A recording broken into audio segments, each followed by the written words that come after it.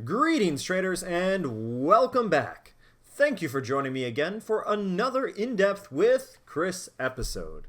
Today, we're going to be giving ourselves a nice little dip into the water of natural gas. Sounds a little spooky when you say it like that, but we are going to be focusing on natural gas futures. We'll talk a little bit about what natural gas is, but we're going to cover some of the contract specifications, the margin requirements, some of the value behind the contracts themselves, where it's traded, and even some of the things that influence the market itself. So it's going to be an interesting episode for you if you aren't familiar with natural gas, or a nice refresher even if you are. But before we get going, let's show you how you can pull up some natural gas futures on your chart as well so you can follow along. Now, using the Finamark platform, I'm going to go to the top left and click my symbol finder, and I'm going to give myself a /NG. After that, I'm going to give it a click, and I will be all set. I have some natural gas futures up, 15 minutes currently, but without further ado, let's dive on into it. Natural gas is one of the mainstays of the energy industry. It is used in so many different ways, from electricity generation to industrial uses, and even powering the stoves of homes all across the globe. And now, if this is the first time that you've even heard about natural gas, the world is about to open even further because we're going to discuss how natural gas can be traded through the use of futures contracts, my personal favorite. So, what is natural gas and where in the world does it come from? Well, it forms organically, just like our other fossil fuels, over millions of years from decomposing plant and animal matter. This plant and animal matter is buried in sedimentary rock layers deep in the earth. Once formed, the gas tends to migrate through the pore spaces, fractures, and fissures in the sediment and rock, leaving it for us to collect. As a commodity and an energy source, natural gas takes the third spot on the list of most used energy sources, just after oil and coal. Its use has steadily grown over the years, and it's expected to become the second most used energy source in the next 10 years, surpassing coal. And as an energy source, natural gas is the Earth's cleanest burning hydrocarbon. Its combustion does not produce ash residues, sulfur oxides, and only negligible nitrogen. This sets it apart from all of the other fossil fuels. Prior to entering the market, raw natural gas undergoes processing which purifies it into methane with some ethane.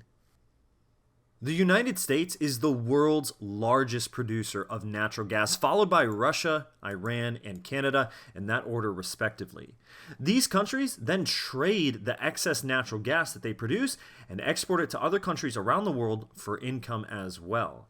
Now, the way that it's transported is through either pipelines or as a liquefied natural gas, which is referred to as LNG, hence the name liquefied natural gas. The liquefied natural gas is then stored in a really cool cryogenic chamber, so to speak, and then it's transported on large container ships. Natural gas has been a major source of energy in the world since the 1970s, even though it's been used quite a lot longer than that. In the US, our first commercial use began somewhere around the 1820s era. Natural gas contributes to about 31.8% of the United States' energy use, which is very, very respectable by all standards. And today, we see natural gas used in so many different ways. We previously mentioned that people are using it all around the world regularly for things like cooking as well as heating and cooling. Now we're going to take a moment to talk about the structure of the natural gas market, how it's made up, how it operates, and where it really operates from. There are dozens of natural gas trading hubs around the world, though the most developed ones are in North America, Western Europe, and North Asia. This is because these regions specifically have dense pipeline networks compared to others, allowing for easier and faster transportation among the surrounding countries. In the US, the most dominant natural gas hub is going to be the Henry Hub, which is located here in Erath, Louisiana. And I may be pronouncing that wrong because I am terrible with location pronunciations. Thanks to its excellent connectivity, though, the Henry Hub itself sitting there in Louisiana, it has so much storage and facilities all around its central location. The Henry Hub actually is the official delivery location for natural gas futures contracts that are traded on the New York Mercantile Exchange, which we all refer to as the NYMEX. So the Henry Hub is our special boy here. He's the one that we're going to want to remember over there in Louisiana. The settlement prices at the Henry Hub are then used as benchmarks for the entire natural gas market in North America, as well as some parts of the global LNG market, which once again is the liquid natural gas market. In Western Europe, the two most important trading hubs are the National Balancing Point, which we refer to as the NBP here, and that is located in UK. And then we also have the Tidal Transfer Facility, which here we go, the TTF, and that is in the Netherlands. They set the settlement prices for the region, while in Asia, in North Asia that is, we have a Japan-Korea Marker Index, which is oftentimes referred to JKM. Futures contracts are one of the most popular and my personal favorite way to be involved with speculative trading around natural gas. A futures contract is essentially just an agreement to buy or sell something, in this case, natural gas, at a future specified date. The idea behind a futures market is that buyers and sellers are speculating or hedging on price movements and looking to lock down a profitable price now for trading at a later date to avoid any potential disruptions. The world's largest futures contracts for natural gas futures are traded at the Henry Hub, like we were previously talking about, which is traded at the NYMEX, the New York Mercantile Exchange. The NYMEX is owned and operated by the Chicago Mercantile Exchange, which is often referred to as the CME Group. This market is not without its share of volatility, despite the ever-increasing liquidity that natural gas has proven over the years. As with most commodities listed on futures market, it's not always expected to take physical delivery of natural gas when we're trading it. In fact, that's highly unlikely. We generally are looking to take advantage of the value of natural gas going up or down and then sell our futures contract or buy our futures contract out before, obviously, we need to take delivery. The idea is to take advantage of those price changes and then offer it to someone who's interested in taking delivery potentially. Here we have some specifications from a natural gas futures contract, specifically the one that we pulled on screen at the beginning of the video, because this is under the symbol NG, obviously coming from our Henry Hub. So what we have here is a contract unit of 10,000 million British thermal units. What a number, huh? 10,000 million British thermal units. And then we have a price quote, which is going to be in US dollars and cents per MMBTU. The minimum price is going to be 0.001 per MMBTU, and that's going to be equivalent to $10. So minimum price fluctuation is going to be our $10. And remember, if you want to see the entire contract specifications, such as the trading hours as well as the termination of trading rules, make sure you check out our blog post where we have all of this information there for you. An introduction to natural gas futures wouldn't be complete if we didn't talk about some of the price movement fluctuations that happen and how they work. So the price of natural gas fluctuates in increments of 0.001. We saw this on the previous slide when we were talking about the contract specifications.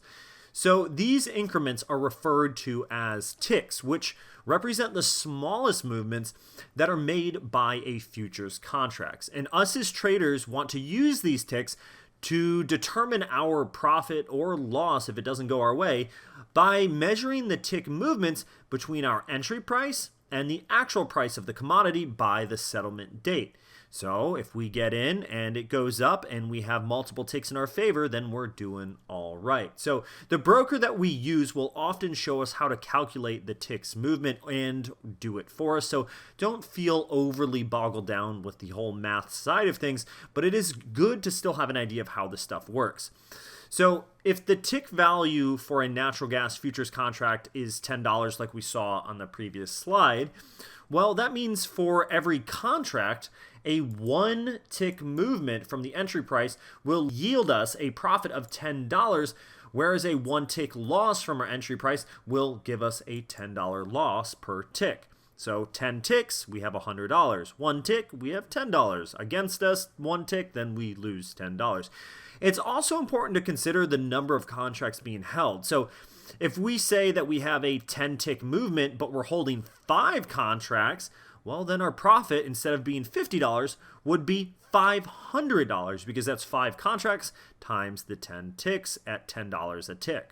It should also be worth mentioning that there are E-mini variations of the natural gas futures contract as well, which means a cheaper alternative for the same market. We understand how much it's worth. Now let's talk about how much we need. And that is referring to the margin that is required. And margin refers to the minimum amount of money that is needed in our trading account for day trading natural gas contracts. These amounts tend to vary based on the specifications of our futures broker, so keep that in mind. So the numbers that you see here will not be numbers across the board. They are just numbers that I saw at the time of recording this video off of an undisclosed broker. So with that being said, there are different types of margin out there. There's initial margin and then maintenance margin. The initial margin is going to be the amount of money that we need in order to open a contract for natural gas. And that's going to be $1,600 approximately. Once again, that is approximately. And then the maintenance margin. The maintenance margin is going to be somewhere around $1,450.